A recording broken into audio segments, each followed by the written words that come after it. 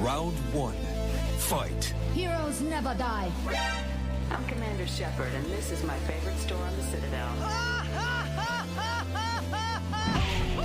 I used to be an adventurer like you. Then I took an arrow in the knee. Power, sex, power. They both come down to one thing. Hungry Gamers.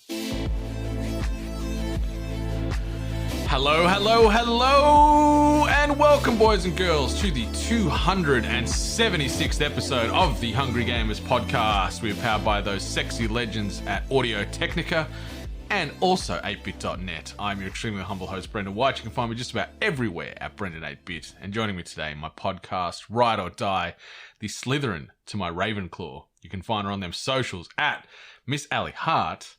Miss Allie Hart, how the bloody hell are ya? I know I look like a Slytherin, but unfortunately the Sorting Hat said otherwise. Don't tell me you ended up as a Hufflepuff. Nope. You ended up as, oh no, I can't even remember the main one. Gryffindor. The Gryffindor, the one that everybody wants to be in. And I don't want it. I wanted Slytherin so bad. So bad. Well, you're a Slytherin in my heart, Miss Allie Hart. I don't know if that's a good thing, So sweet. But yeah, there's some terms of endearment around that statement. All right. But yeah, I'm in the eccentric, whimsical Ravenclaw because. See, I would have been happy with that. That still would have been better. But yeah, it's a good time. Apparently, have I ever been to a Ravenclaw meetup? No, but I'm sure they're great. Have you ever been to a rave? I have been to a rave. Have you? Yeah. Like a rave? Yeah. It's not my cup of tea. Not my cup of tea. But got to experience anything once, right? God, this is going to sound wacky. A guy that I used to rollerblade with used to... This story's already started great. Yeah, I used to do a lot of inline. He was really good at doing tricks and stuff, and he was very eccentric looking. Like, you know, he had the baggy pants, like you remember shuffling before it was like a LMAFO kind of thing? Like, it was like really big in the clubs and stuff. He used to wear those baggy pants with the bright colors. He had 1,000,001 earrings and those candy necklaces. Oh, yep. A weird haircut. And I remember him constantly talking about raves and finding out that they didn't know where the rave was until they called a number, and then that would tell them, and then they would have to go within that time to get to the rave. It's pretty crazy. I love that this sort of underground clubbing party society exists all around the world. Like when I was doing some work for a former company, and I was based in Germany for a while, one of the guys I work with was a German local, took me to a club like that in Germany where it was like, yeah, you had to call somebody, or they, you know, found a number on a flyer and then had to call somebody and got a very nondescript address, went there. And it was just this old, this old sort of rundown commercial building that you'd think nothing was going on. Yeah, and it was a time. It was a time indeed. Yeah, lucky for me, I got a visual representation. I went, I'm clearly not about that, so. Yeah, neither am I. But when in Germany, in this case, why not? But yeah, for some reason.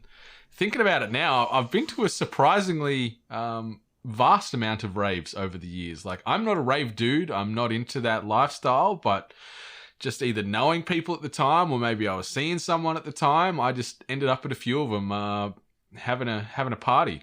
Oh. So, yeah, I've been to maybe half a dozen over my life. That's enough. Yeah, more than me. That's enough. That's enough. Yeah, more than zero. Give me comfort, you know. Give me comfort. Give me low tones. You know, give me a sludgy live band if we need to. Give me a couch. Yeah, give me a couch at my home. Yes, please. I'll go to that party every day.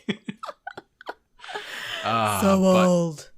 Very old, but yeah, as far as this past week, full disclosure, listeners, I've been working interstate all week, so I haven't really played any games apart from jumping into something I'll talk about in a second last night. And I've been pretty off the grid with a lot of the news too, so I didn't get to watch the Xbox ID at Xbox event that ran this week, and I've only just sort of caught up on the state of play, going through the Hogwarts Legacy game. So we're going to be doing some more. They're going to be shooting from the hip, you could say, as far as some of these reactions and opinions. So just forewarning. Yeah, to be fair, like, there was a state of play, there was the Xbox ID, and apparently there was a Humble event. And I'm usually pretty on top of those. And I feel like I didn't know about the state of play. I didn't know about the Humble event. And I think I learned about the Xbox thing maybe the day of or the day before. And I was like, why? Like, they just really felt like either guerrilla announcements or I'm not getting the right information from the right sources or something. So it actually caught me off guard. We've had a lot of announcements and little mini showcases the last couple of weeks. And yeah, it feels like a lot of them have just come up with minimal hype and build up. They're just like, oh, by the way, set your clock tomorrow for blah, blah, blah, because we're going to be talking about this. And like, it's great. I like it because it doesn't allow you to get overwhelmed and overthink and potentially suffer that fatigue before you even watch it. But it's just tough to stay on top of these things. And I, this week, have not, because for most of this week, I think I've been tipsy, drunk, or hungover for the majority of the week because, it's hard out there on the streets. So, yeah, I am coming back to normality this morning. Big, strong black coffee and a big drink bottle full of water is getting me back to feeling close to 100%. But, yeah, the game, I'll quickly touch on it because I can't go into too many specifics here. Sadly, the embargo lifting will not synchronize with the time this episode comes out, so I can't go into anything too nitty-gritty, but thanks to the legends over at Tango and Bethesda, we've been provided some keys for Ghostwire Tokyo, so we're going to be doing a spoiler cast released somewhere in the next couple of weeks, just once we work it through, clean up the game and everything else. But yeah, this game's coming out obviously this week coming, so I've been working my way through there, avoiding spoilers and obviously not trying to break NDA here.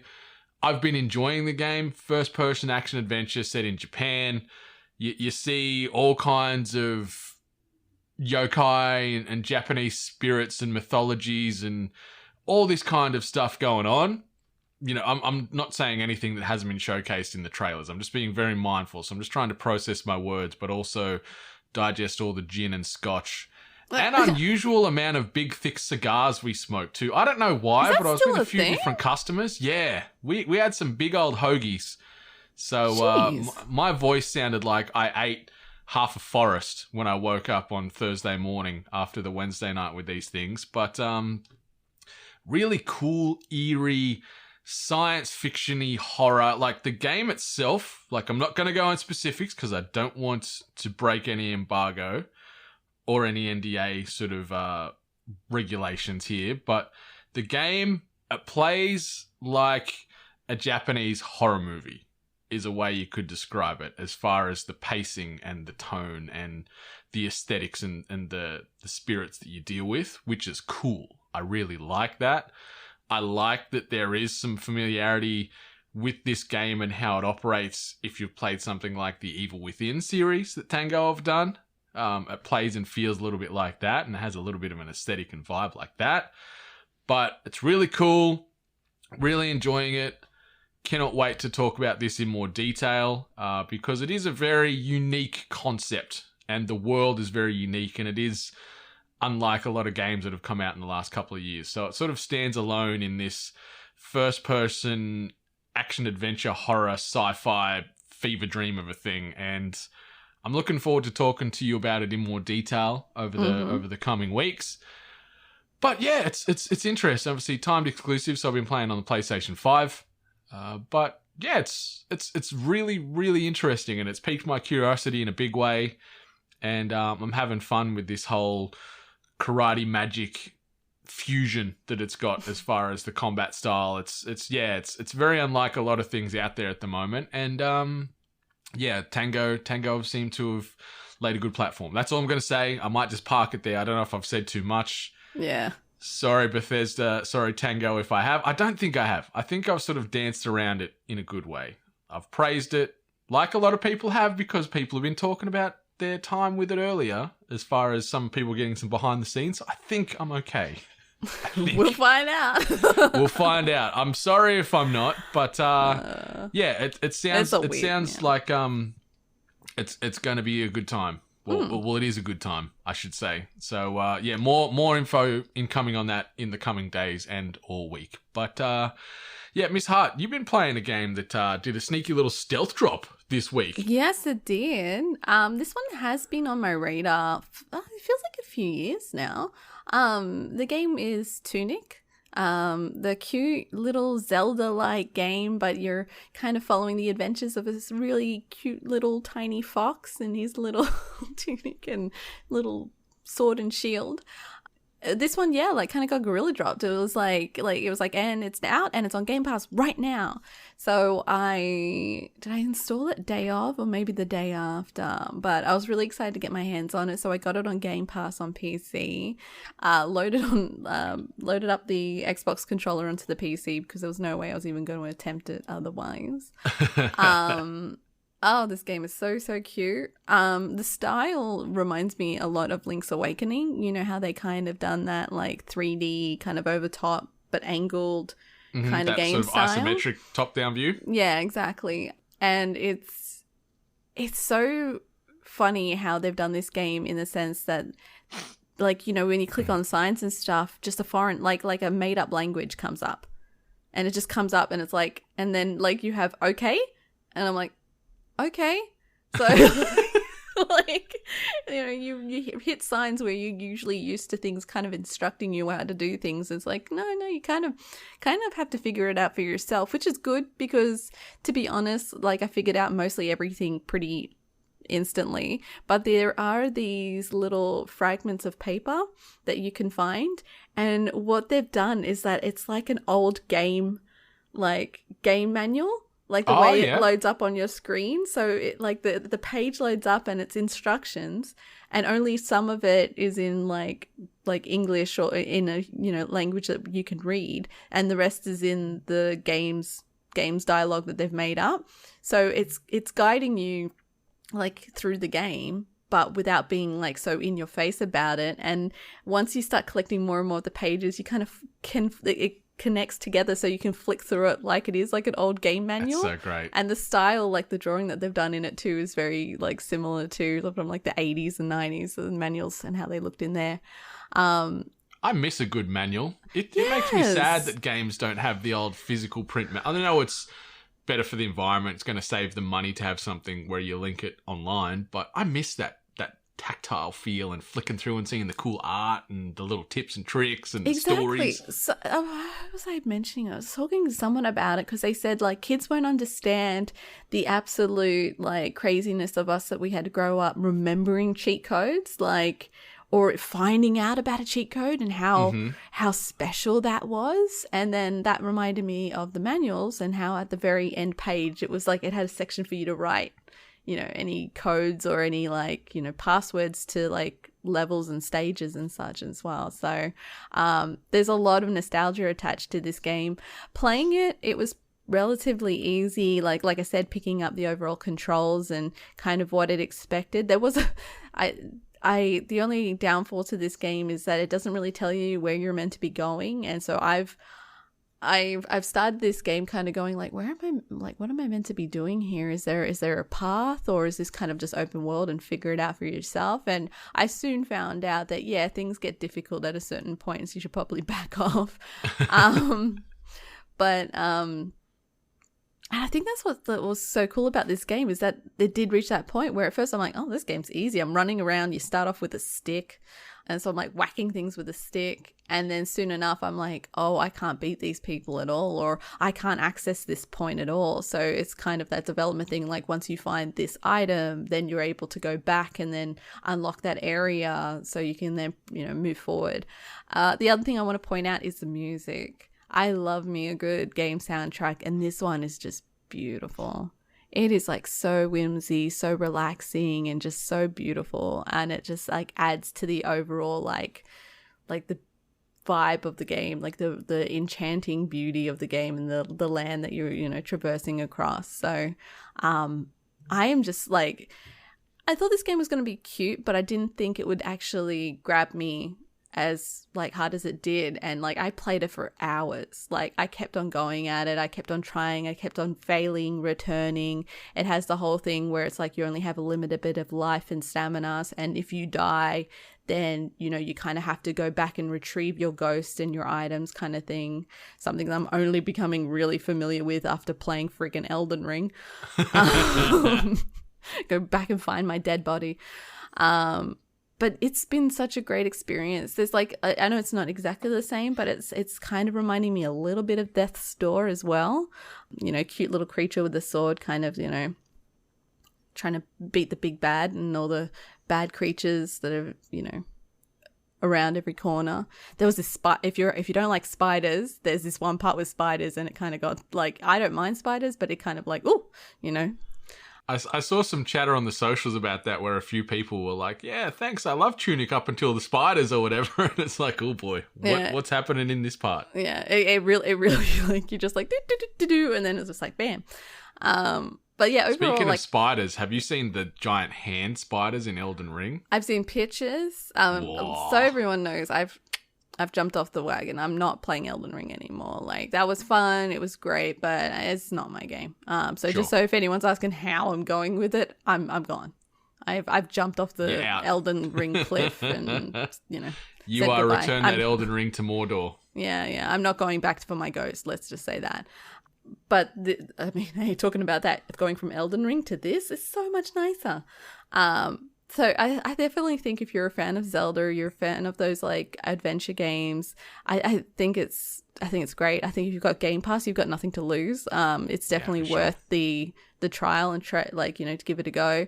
And it's just lovely. It's absolutely lovely. It makes me wonder, like, it didn't sneak up from nowhere. Like I said, this game has been in development for quite some time, but it's just nice that they kind of just said it's out now and everyone's playing it and everyone's like, this is lovely. It's so nice. So I definitely recommend it, and I'm looking forward to loading it up again probably after this. Yeah, there's been a lot of good chatter about it on the socials. Everyone that's picked it up is like, this game is so good, give it a look. Like, it's 85 on Metacritic at the moment, so it's scoring really well. A lot of the critics' reviews on there are high praise. It's just some of the user reviews are a bit mixed. It's only a 7 as far as the user review out of 10, but yeah, 85 from the Metascore. But yeah, it looks adorable. I like that it does sort of harken back to those action platformers of old, with a bit of RPG flavor. The art style's great. I've heard, the soundtrack is brilliant, and that difficulty curve can be challenging. Like, it can sneak up on you, honestly. Yeah, like it's a lazy comp where it's got some of that Soulsborne difficulty thrown in there, and it's like it's lazy, but from what I can see on the socials, that's an easy way to sort of say, be prepared, you might be dying a bit. Yeah, and you will. Like I said, you start off with a stick, so.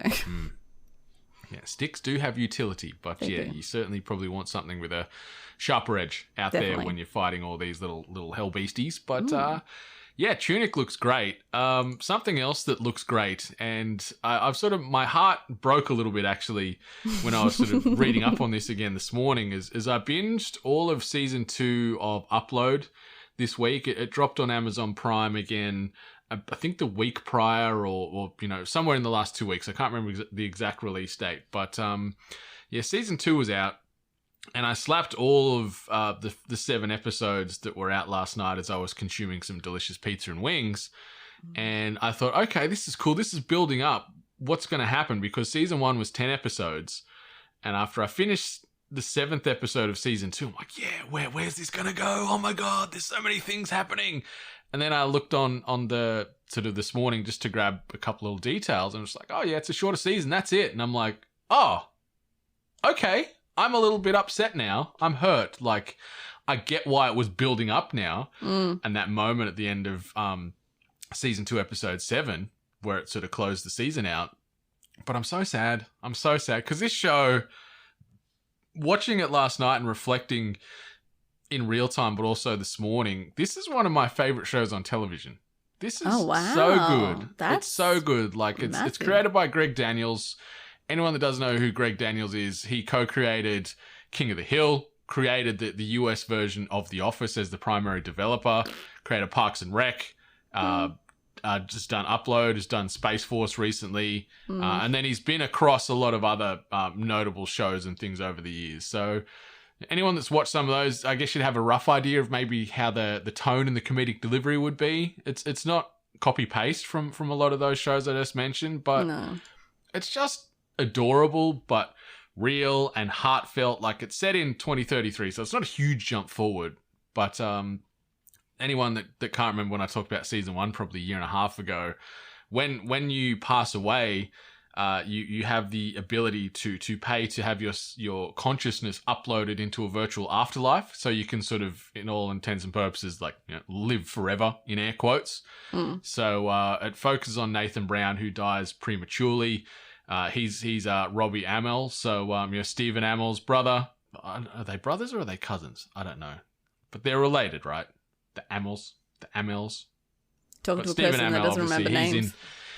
He's in Heels, his brother. He plays the lead in Heels, the wrestling show, and he also plays the lead in Arrow. Oh, okay. What? We got there. Yeah, I'm like, we're going to get a connective tissue here somewhere. Arrow. My mum loves that damn show.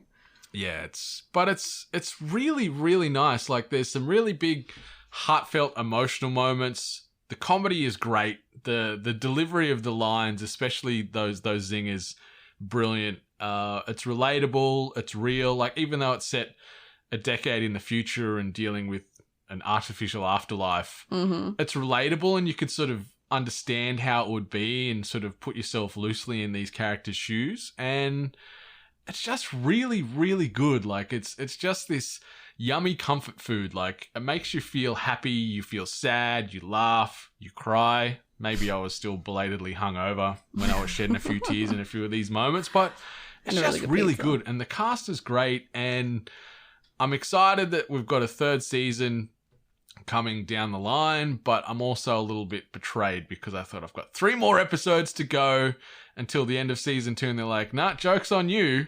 This is a shorter season, only 7 episodes this time. So, ouch, Greg Daniels and co. Ouch. But if you've got Prime, give it a look. The episodes range from sub 30 minutes to sub 50 minutes, so it's in that sort of window. Yeah. Really easy, consumable, digestible content. You could give it your primary focus. You could have it on in the background if you're one of those types of viewers, and it's just so good. I love it so much. We might have to maybe look into that, because we're going to have to start a new one, because we've actually been really spoiled for good TV this year. The one we're watching that I mentioned the previous week is Our Flag Means Death, the pirate one, with Rhys Darby, and that one's finishing. It's not this week. It is this week by the time this pod comes out. So it'll be finishing up like the last 2 episodes, and like, it's been a long time since I've like watched TV shows and been like, it's finishing, like I've got to wait. Like, it's been quite some time. So we've had a really good year, and now we know about Kenobi coming out, which is coming out very soon, and then obviously Miss Marvel coming out soon as well, which is got a trailer that was showcased this past week too. We've got so much content dropping this year still to come. And it's a good time to be fans of pop culture and all these great IP. That's for damn sure. But yeah, Upload season 2, 100% approved from my side. Like 8-bit approved. I'm double stamping that. I love this show so much, and it's just great, wholesome, funny, heartfelt, and I love it. And it hit exactly what I was looking for last night as I settled back down on the couch after being in South Australia for the week for work. It was good to sit there, consume a big dirty slice of pepperoni pizza, eat a buffalo wing, and just laugh and cry and be merry. It was a good Friday, that's for damn sure. Anything else you've been playing or doing you want to highlight, or should we start moving into the rest of the episode, Miss Hart? Let's keep this trainer going. All right, yeah, we don't want to derail this bad boy, but quick bit of housekeeping. Obviously, if you wanted to support us monetarily, you can do so over at ko-fi.com/we-are8bit. Starting from the low price of $1 per month, you'll get exclusive access to perks, giveaways, and more. If you wanted to get us on your body, head on over to shop8bit.net with the best pop culture, geek culture, video game flavored merchandise in the land. You want t-shirts, hats, hoodies, everything else in between. It is all there at shop8bit.net. But Miss Hart, I think it's time to jump into this. This week's news headlines. We've got a good smattering, you could say, of little quick hitters here. And the first one, which excites me greatly, a Plague Tale TV series is in the works, and French director Matteo Turi has confirmed that he is working on the adaptation to bring it to screen.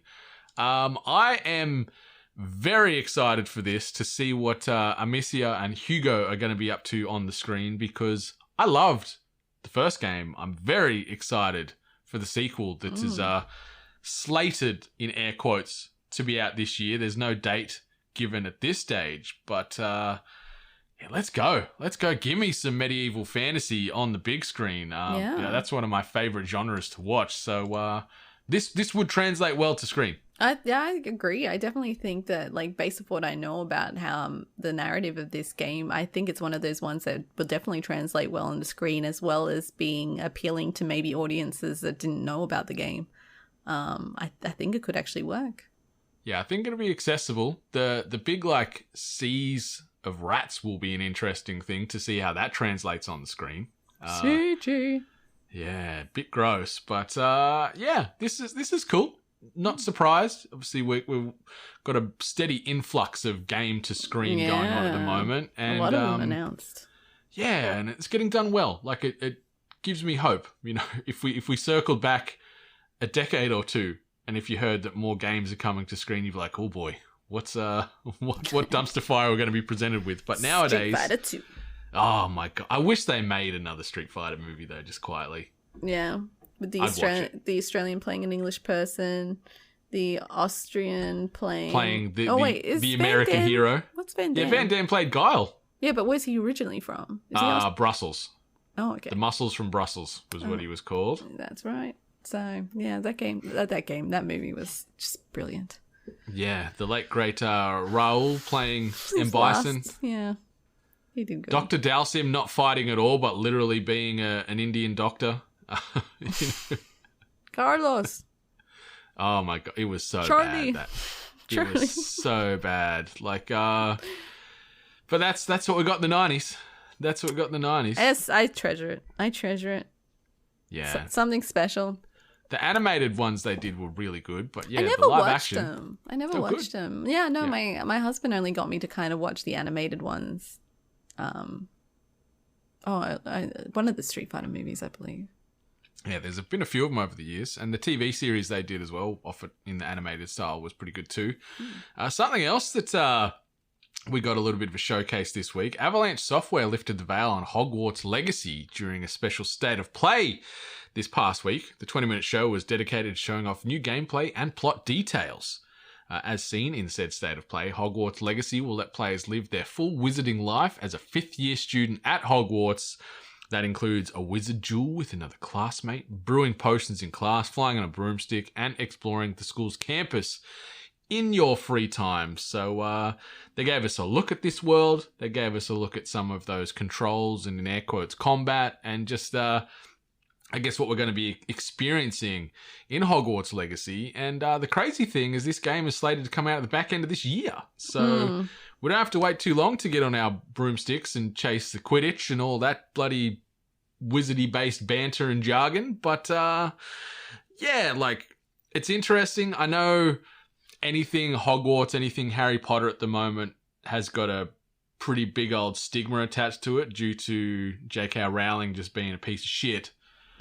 But that's got nothing to do with what Avalanche are doing here. So don't immediately pitchfork and fire stick this dev team because they wanted to try and bring the good out in this universe and hopefully distance themselves very far from old JK. But aesthetically, I didn't think it looked too bad. The fact they reckon this game's going to run on the Switch, though, what? that was the shocker, actually. What? So that mention of it. There's been a lot of titles where they've been kind of announcing this is available on the Switch, and then my first thought is like, but should it? Yeah, are you high? Yeah. So, but what did you think? Like you're not a big, I don't know if they call them Potterheads. I don't know what the actual term is. Potheads. Yeah, that works. You just got to be careful of who you say that around. But yeah. Hey, kid, are you a pothead? Yeah. I'm indifferent to it, to be honest. Harry Potter's, once again, one of my mum's favorite things. So the funniest reference that I've seen about this Harry Potter game is that someone's like, oh, this is just Bully. And I thought about it, I'm like, yeah, it is. It is just like Bully. You know, you run between classes and you got to kind of have interactions in between and such. And I'm like, yeah, this is probably... Great game, by the way, Bully. Bully was a good game. Kind of like, I didn't play that one for like the longest time. And then I think I played it, was it on the Wii? And yeah, it's actually quite fun. I kind of like that game. So, maybe I'll play it, maybe I won't. It's just not on my radar. It's probably the best way of putting it.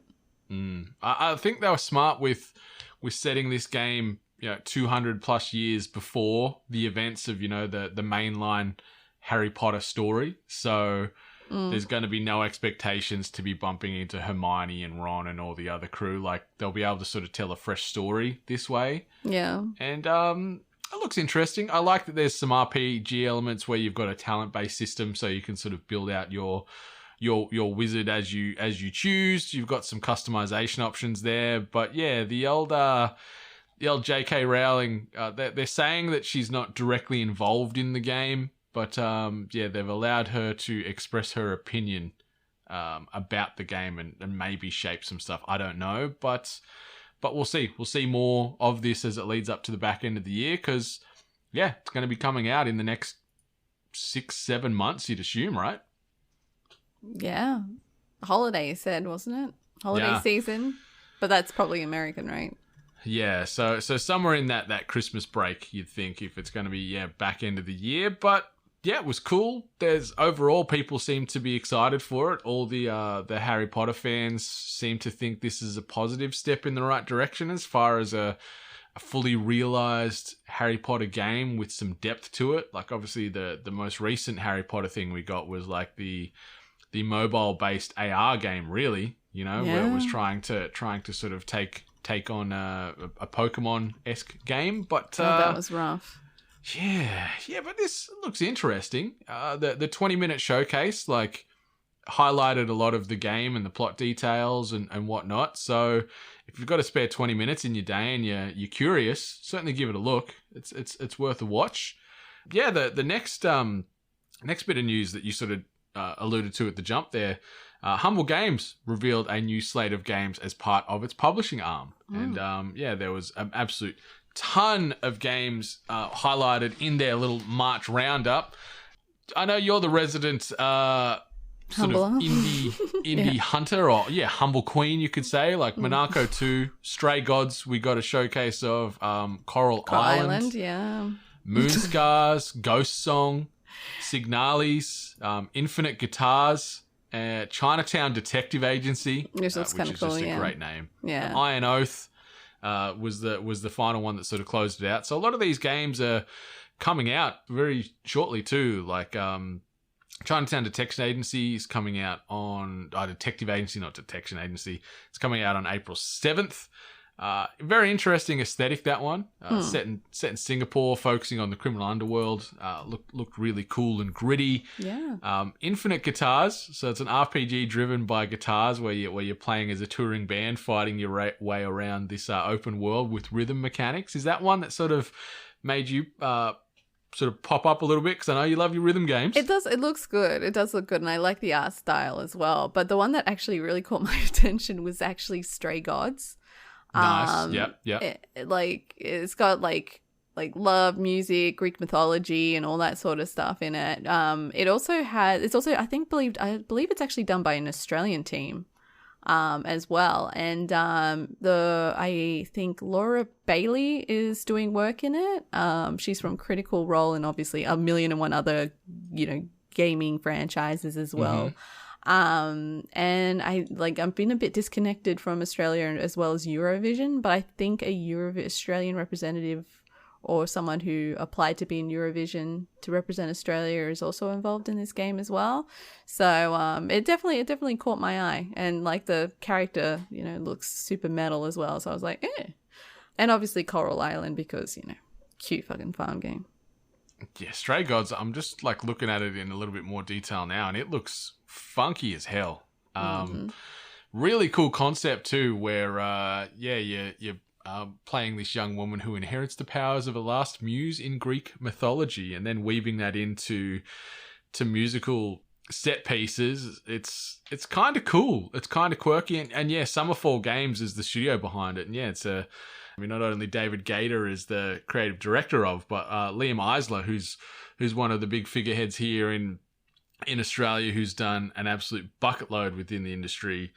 But it's exciting. Like, David Gator, his name carries an absolute bucket load of weight. Like things like Baldur's Gate, he was involved in Neverwinter Nights, Star Wars: Knights of the Old Republic, and obviously he even had some direction to do with the Dragon Age series. So there's some big names involved with this game, and Stray Gods certainly needs to be on people's radar. Role-playing musical game. Let's go.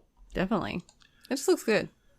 It does look good, and one of many events this week. But one was not any more or less important than the other. So check out what Humble have got cooking in the kitchen there, and you can sort of see about 10 or so games on the radar, and some of them coming out in the next couple of weeks / couple of months. So that's exciting. The next little slapper, Netflix live-action Resident Evil series is on its way very soon, officially unleashing the T-Virus on July 14th. So the week before my birthday, I get some live-action Resident Evil. That's exciting. Resident Evil is introducing Jade Wesker, a survivor whose surname should be familiar to fans of the video game series. The core Resident Evil cast was revealed back in 2021. And we know that Lance Reddick will be playing longtime Resident Evil character Albert Wesker. Jade and Billy are the daughters of Albert and will seemingly be the show's key characters. So this is a bit of a fresh spin on Resident Evil lore. From what I've sort of consumed from the synopses and sort of reading various media reports, this show is set a decade or so past the events of the primary Resident Evil story with Raccoon City and all that kind of stuff. So this virus has already spread and run rampant around the globe. So we're going to be living in a virus-filled world, and focusing on Albert Wesker's daughters, Jade and Billy. But obviously we've got the big change where Albert Wesker was a very bland, slick, blonde-haired Caucasian man to the legendary, very talented Lance Reddick jumping into that role. So I'm very keen for this reimagining of Albert Wesker for one, because Lance Reddick is just a dude. So I'm keen to see what spin they take on the Resident Evil lore there. Lance is really good at making a presence known, and he's also really good at like having a character that straddles the line of good and evil. Like, you can, portray the character as like in moments of like, oh, maybe there's good intention and maybe there's bad. Like, he does that really, really well. So I think he'll be able to like mold the role in the character into something you can associate with the original character, but also, see these new elements that he can bring and probably elevate it. 100%. Like he's a great actor. Like I've loved him. I really fell in love with him from Fringe back in the day, the science fiction, science fiction-y X-Files-esque type of show that he was an FBI agent on. Really, really, really loved him in that. And obviously we saw him lending his voice to Zavala in Destiny 2. I can't stand Zavala, but I love Lance Reddick. And that's it's tough. That's the theory. His character will never die. It's because everyone just loves him, and he plays the game. He actually plays. He does. He's fully immersed in that world, and then obviously he lends not only his voice but his likeness to Sylens in the Horizon franchise, and now he's jumping into another one of the IPs that I adore with Resident Evil, and the reimagining of Albert Wesker. So I'm excited, and we don't have to wait long at all. Like, we're waiting little under 4 months for this to come out now. So, you said earlier, Miss Hart, that there's so much TV coming, and this is another one. Yeah. And we'll see We'll see if it's good or bad. Who knows? But I'll be there day one, giving it a spin. We've had a confirmation this week as well that EA will not be hosting its traditional EA Play event this year.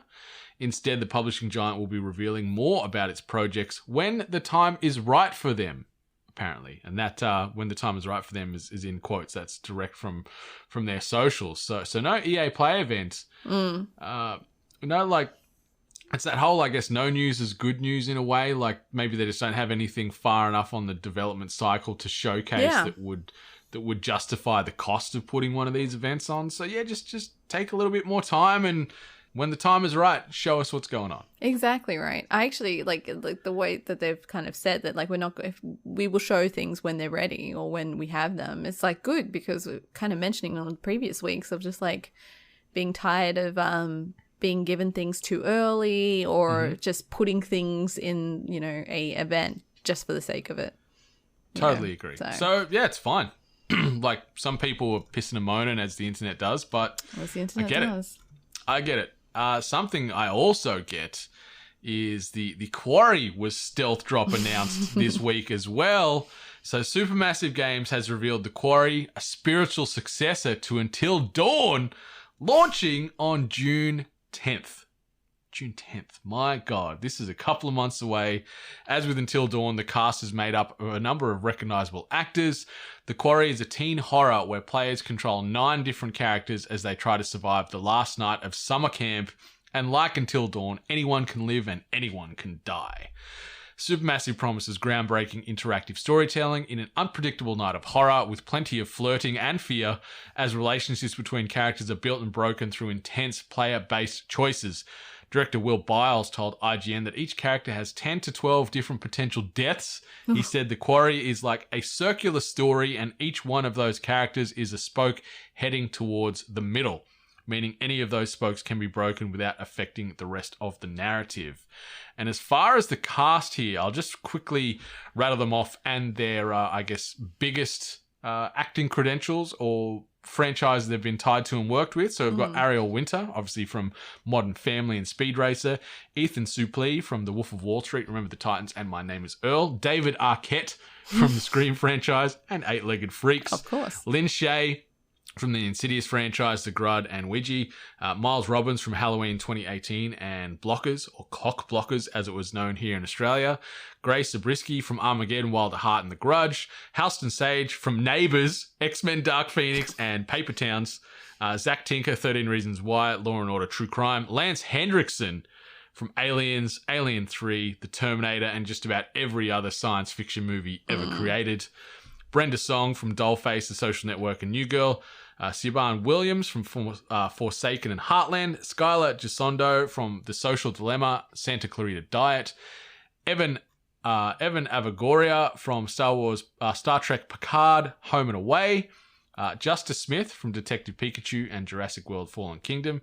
And last but certainly not least, the legendary Ted Raimi from Evil Dead, Spider-Man, and Xena Warrior Princess, or just about everything that his brother Sam has ever made. Ted usually makes a cameo in some regard. So, yeah, heavy hitters from old and new there as far as who will be jumping into the Quarry. David Arquette looks like he is donning the law enforcement outfit again and playing the role ranger. Of yet another police officer ranger type. But I'm so excited. The fact that they've said this is a spiritual successor to Until Dawn, that's all I need to be sold. It did look it. Like, there were like little elements, not suggesting that it was a complete copy-paste, but like we saw little elements of like, a bunch of teenagers out in the wilderness, kind of, out in the middle of nowhere with no access to, the outside, outside society. And like the mysterious big bad as well, like kind of as we kind of experienced with Until Dawn. I don't know if I can spoil that, so I won't. The game's been out for so long, but I still won't spoil it. Long time. But amazing cast. It looks good. It does look like you're going to play like a classic horror movie. And even you've seen like the poster and the game art that's getting circulated now as well. It's a big homage to 80s slasher horror and stuff like that. Like I am so in for this. And the fact that we haven't heard boo about this, like we know Supermassive are well in depth, embedded, with Their anthology. The Dark Pictures anthology, where we've got another, 6 or so of those titles planned over the coming years. One's coming out soon, like not soon, but they've got already the next one scheduled, right? What was that called? The Devil? which is that the Devil in Me, I think it was, which is the serial killer one, which looks great, mind you. That looks cool as, but the fact that they've been baking this Quarry secretly in the background, and then they're like, here it is, it's announced, and it's coming out in the next 3 months. Like, let's go. It's incredible. I guess it gives credit to how the team kind of pushes things out. But yeah, it's exciting. I loved Until Dawn because I love any game that has that replayability, because it's like, oh, you do one thing wrong and that's going to change the narrative for you. Like, you're going to have a completely different experience from that person over there that's going to play the game. And it said each character has 10 to 12 potential deaths. Yeah. So that's a lot of replay where you're like, I'm going to kill Ariel Winter 6 different times today, so I'm just going to keep reloading and seeing which way you can push this character. And and it's so good. It's so good. And I like that one of the lines they said, there's going to be plenty of flirting and fear. So that's a great way to describe those 80s horror movies of yesteryear, where it was just unusual amounts of sexual tension in the air all the time. Maybe some some unnecessary nudity, as to be expected with every 80s slashes. summer camp. Yeah. Always a boob or two popping out in those 80s slashes for one reason or another. And plenty of deaths. So that cast there, and if there's 10 to 12 potential deaths of each one, we could potentially see 100 different ways to kill these people combined. So what's the over under of David Arquette surviving, you think, of this game? He's a tough son of a bitch. He's made his way through a lot of Scream. Yeah, that's true. I don't know. Like, I was gonna say, when you have a name like David Arquette, like, maybe he'll be the bad guy in the end, or secret bad guy kind of thing. But I don't know. I don't want to make any kind of speculations, like, right now. The trailer certainly gave me a bit of a vibe that he's not one of the good dudes. Yeah, because if anyone hasn't seen the trailer, he kind of he tells the kids the teenagers this is busted. I'll go head out. You guys lock yourselves in there and you wait until the morning, which is never a good line. So I don't know. It'll be good to watch everyone play it and everyone get different experiences, and there's quick time actions of thinking that you're just watching a cutscene, and then it's like, press X, why now? So stressful. Yeah. That, and then combined with being able to play local couch co-op or online as well. I love that you can sort of assume characters in air quotes, so puts another spin on it too, where you're trying to rely on your fellow teen to navigate through this, or maybe they're just going to tank it and kill it for you. Like, who knows? You can play it as a hero or a villain as you play the game with your friends, which I think is phenomenal. It was fun playing the other one with you, and you were like, what's happening on your screen? What's happening on yours? Yeah, never you mind. I'm making a deal with the devil over here. But yeah, the Quarry, June 10. I am very excited for that. Some of my favourite news of this past week, as far as as soon as I saw it, I just anticipated Brendan's senses tingling. I feel a horror thing. It was so great. Like, it broke through my hangover immediately. It was like a strong coffee hit right to the heart. I was gonna say some sniffing salts, just yeah. Reverse chloroform. Instead of it knocking me out, it woke me up. It was like got me good. But last bit of news, obviously, we mentioned earlier in the pod and also last week, as we saw an ID at Xbox event this past week as well, highlighting a ton of indie titles on their way to the Xbox platforms, whether that be via Microsoft PC or might be on Xbox Series S or X. It was good. I think indie fans got a good variety of titles on display, ton of unique characters and locales. Should we sort of rattle off a couple that stood out to you or me? Yeah, I think so. It's a pretty extensive list, and we can only go through so many. So we'll just mention a few that kind of caught our eyes, I guess. Yeah, one that was interesting was the Immortality, the interactive movie trilogy. Yes, I'm all about them FMVs. Yeah, it stood apart from the rest of the showcase. And that's not like saying it was good and everything was bad. I'm just saying this was so unique compared to everything else. It always is. They need to, I'm so adamant about more FMVs, but this was apparently the same team that did Her Story.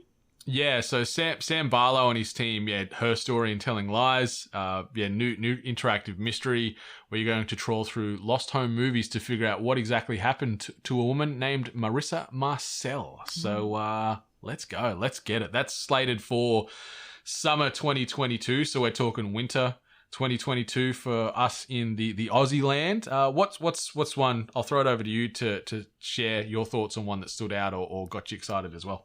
Well, they obviously mentioned Tunic, but that's obviously a bit easy as well. Coaster Golf is wacky.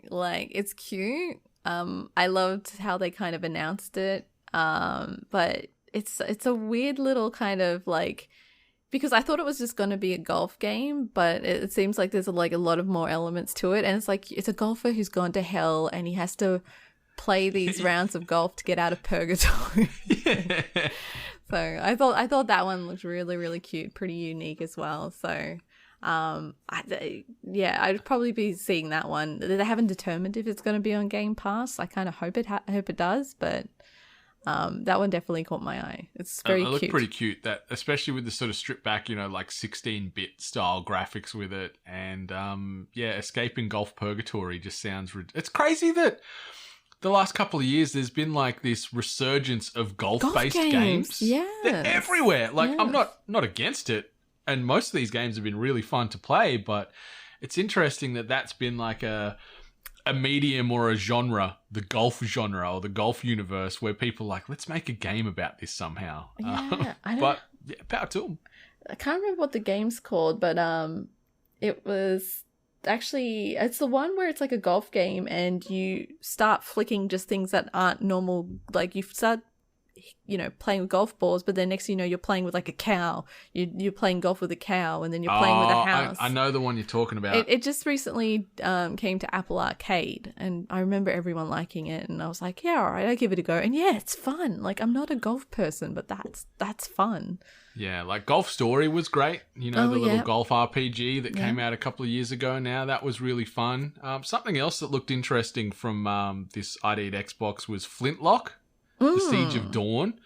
So it's from the team behind 2018's Ashen, new open world action RPG. We don't get any gameplay, but we get a pretty high level, highly detailed trailer that showcases the main character Nor and her fox-like companion Enki.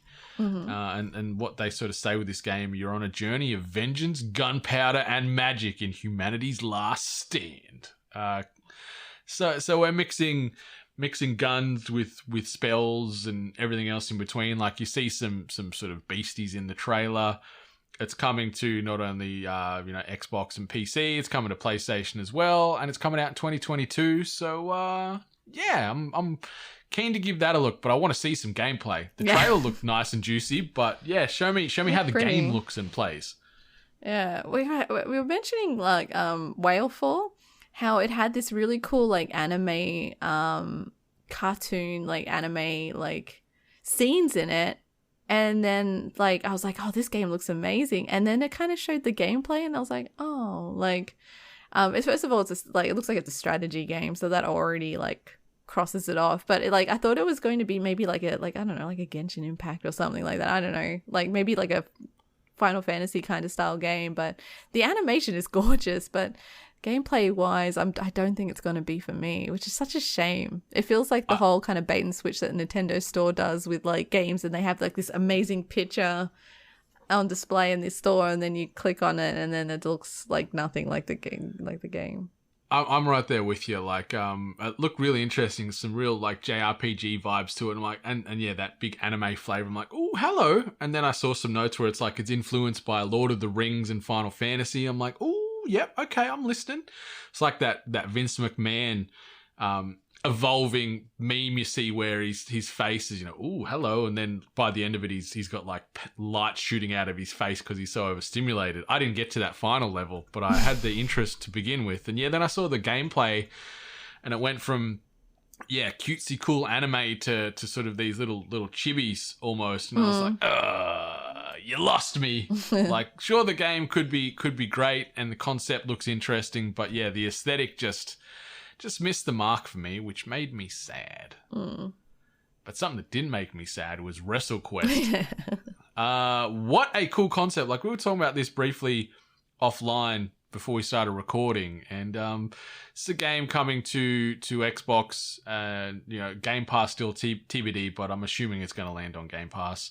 Done by Megacat Studios, and it's a professional wrestling turn-based RPG, pixelated art style, where the aim of the game is you're on this quest to become a wrestling legend.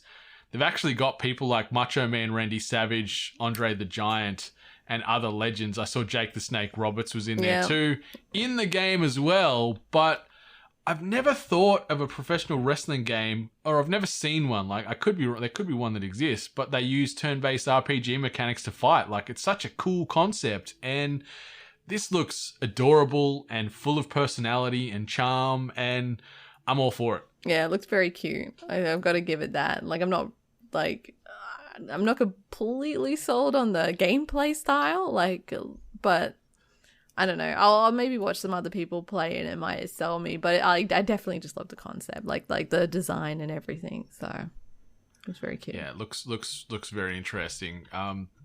Obviously got an announcement that Crusader Kings 3 making its way from PC to Xbox Game Pass. It's one of the highest rated strategy games ever, and that's coming out in literally 10 days on Game Pass for consoles. So Crusader Kings 3 will be available within the next week and a bit. We saw some more Trek to Yomi, which we saw also last week on State of Play.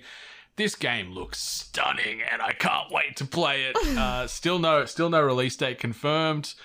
And then there was another probably dozen or so games that got showcased from a whole heap of genres and art styles, and that looked interesting. But I think they're the main ones that sort of tickled our pickles.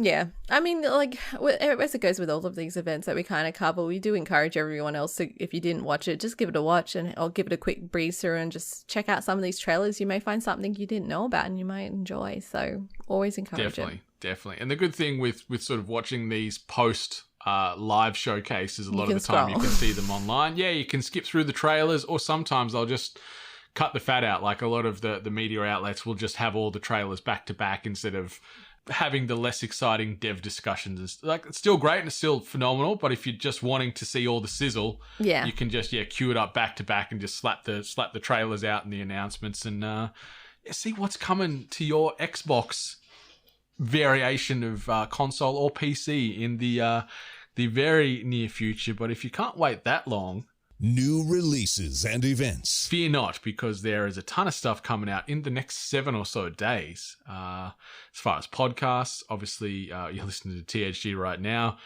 We've got some more Comedy Rewind coming out this week, and we've also got a couple more episodes of Bitecast dropping this week. The spoiler cast for Horizon Forbidden West is out.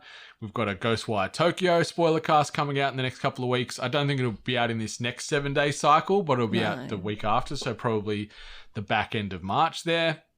As far as television, obviously the main things in the rotation, all the streamers is out and about, but the big one, Halo, dropping this coming week. Yeah. The reviews have been fine. We'll talk more about this in a second, following on with our tweet of the week. But I'm going in with low expectations, and we'll see what it comes out like on the other end. It's going to be interesting for me because technically I don't really have much attachment to the lore of Halo, so I'm probably going to be just looking at it as a general observer. So yep. Yeah. And the other one, we've got another horror jaunt from A24 Studios, who do most notably the biggest release I've had in the last couple of years would be like Hereditary and Midsommar. Yeah. So we've got X coming out this coming week as well. And what this movie is, it's a rural Texas adult film project gone wrong. So we're going way back to 1979. Group of young filmmakers headed to a secluded farmhouse to shoot a raunchy porno with a clear goal in mind: get famous. The hosts, a reclusive elderly couple, take a special interest in the young guests, and as night falls, their leering interests turn sinister. So that reads, we're going to get Texas Chainsaw Massacre with a bit of sex. Yeah, I also got like House of a Thousand Corpses vibes as well, just a tiny bit. So good call, yeah.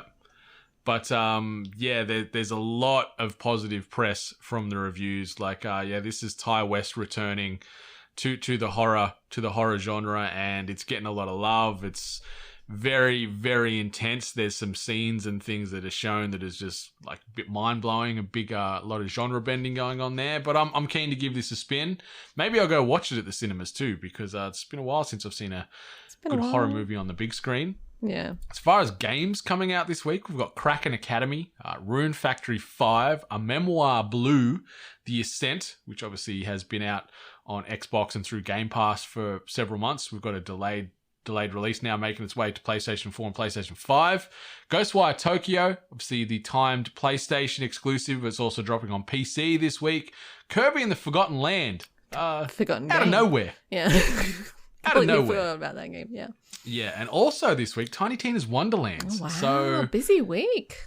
Big titles there. Some big heavy hitters. A little bit of everything. I'm gonna roll credits on Ghostwire and then pivot across to Tiny Tina's. So we've got some extended coverage coming for Tiny Tina's as well.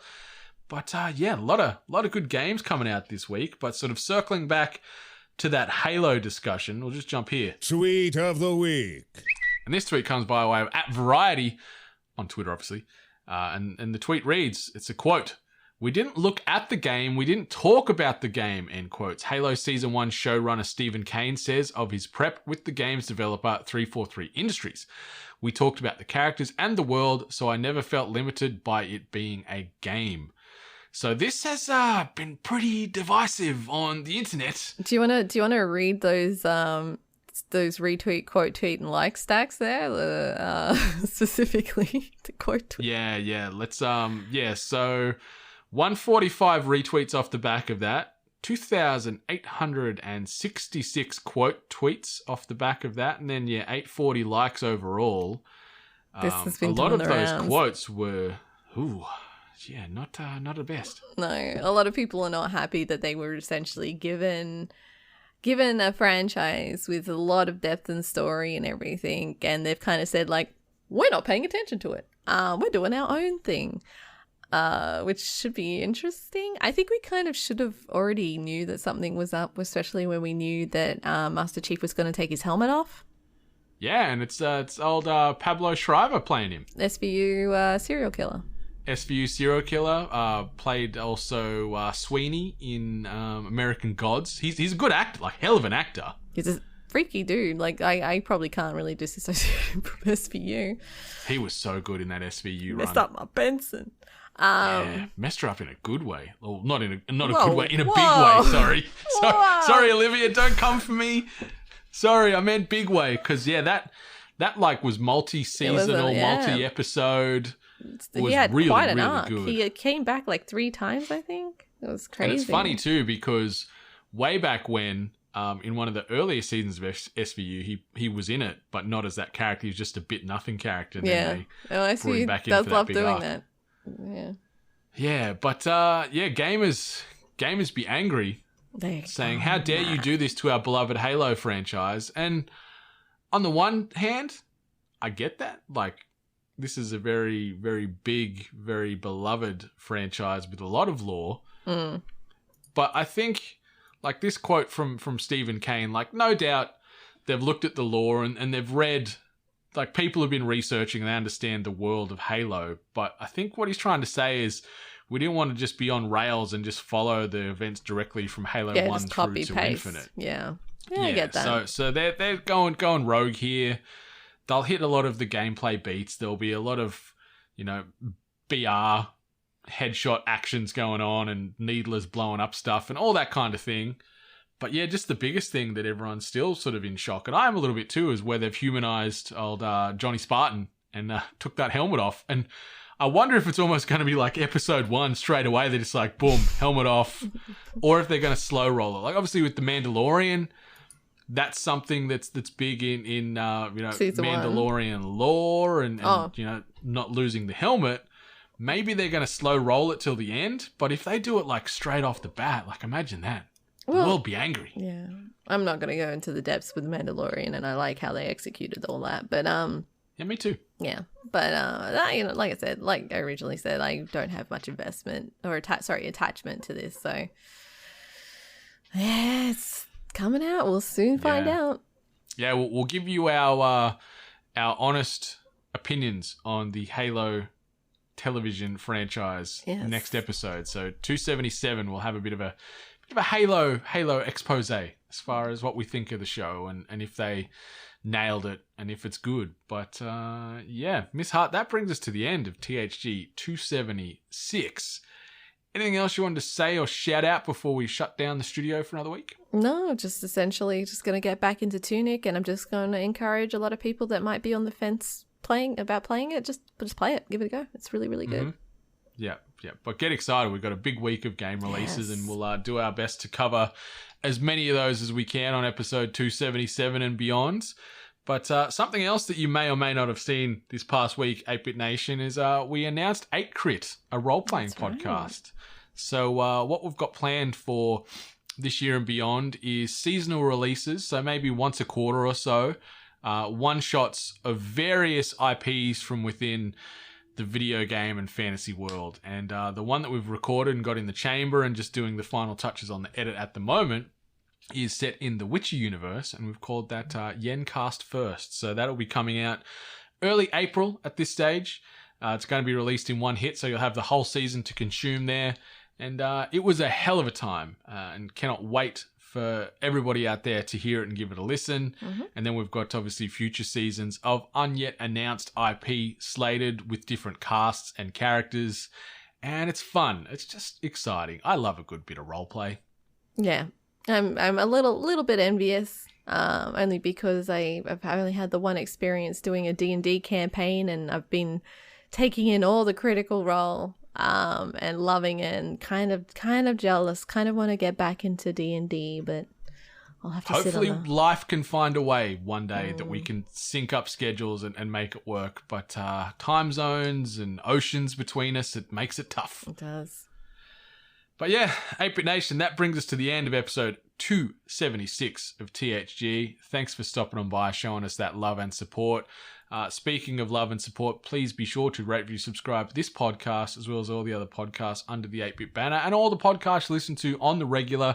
Takes no time, costs no money, means an awful lot to us, helps keep the emotional lights on in our hearts, and helps keep all us podcasters tracking and relevant in the charts. So be sure to do so on Apple Podcasts, Spotify, Podchaser, wherever you and however you consume your podcast. There's always a rating system there, so just show some love, because it means the world to us, and we'll be forever thankful. But yeah, it's time to get on out of here, Miss Hart. You go back to Tunic, I'll go back to Ghostwire, but until next time, much love. And stay hungry. You've been listening to The Hungry Gamers, one of many gaming and geek culture related podcasts from the 8-Bit Collective over on 8bit.net. Check out more episodes on your podcast service of choice. And while you're there, please be sure to rate and subscribe. Until next time, boys and girls, stay hungry.